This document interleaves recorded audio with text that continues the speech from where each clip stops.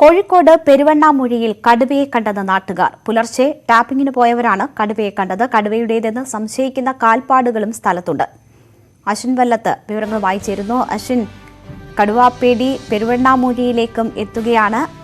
എന്താണ് നാട്ടുകാർ പറയുന്നത്? രേണുക, വയനാട് കടന്ന് പെരുവണ്ണാമൂഴിയിലേക്കും കടുവാപ്പേടി എത്തുന്നു എന്നുള്ളതാണ് ഏറ്റവും പ്രധാനപ്പെട്ട കാര്യം. പക്ഷേ ഇക്കാര്യത്തിൽ ഒരു സ്ഥിരീകരണം ഇതുവരെ വനം വകുപ്പിന്റെ ഭാഗത്തു നിന്നുണ്ടായിട്ടില്ല. രാവിലെ ടാപ്പിങ്ങിന് പോയ തൊഴിലാളികളാണ് പെരുവണ്ണാമൂഴി ഭാഗത്ത് കടുവയെ കണ്ടു എന്ന് പറയുന്നത്. ആദ്യം മാനാണെന്ന് കരുതി, പക്ഷെ പിന്നീട് ശ്രദ്ധിച്ചു നോക്കിയപ്പോഴാണ് കടുവയാണ് എന്ന് കണ്ടത് എന്ന് ഇവർ പറയുന്നു. ഇക്കാര്യം ഇവർ തന്നെയാണ്, ഈ ടാപ്പിംഗ് തൊഴിലാളികൾ തന്നെയാണ് വനം വകുപ്പിനെ അറിയിക്കുന്നതും. ഇതിനെ തുടർന്ന്, ഈ വിവരം ലഭിച്ചതിനെ തുടർന്ന് സ്ഥലത്ത് വനം വകുപ്പ് ഉദ്യോഗസ്ഥർ പരിശോധന നടത്തുന്നുണ്ട്.